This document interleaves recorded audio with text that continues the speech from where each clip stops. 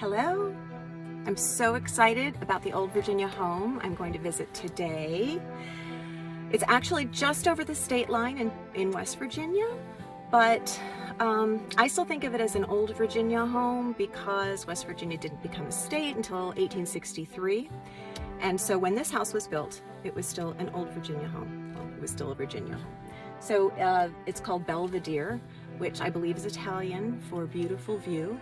I'm hoping it still has a beautiful view. Of course, it used to be a huge farm.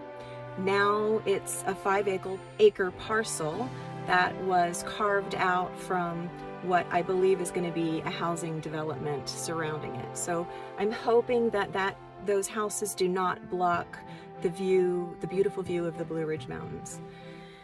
It was built in, like I said, 1807. It was built by Magnus Tate. And then in 1824, Magnus's son William built an addition. Wasn't really an addition at the time. It was another structure, which was more formal in style. And then in the 20th century, those two structures were so close together that they were joined. And so now it's one big manor home.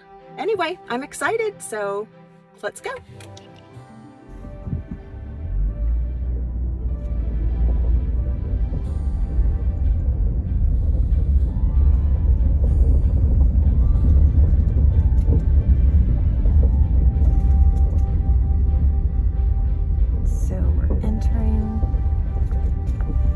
Side of the house, and we'll go around to the front.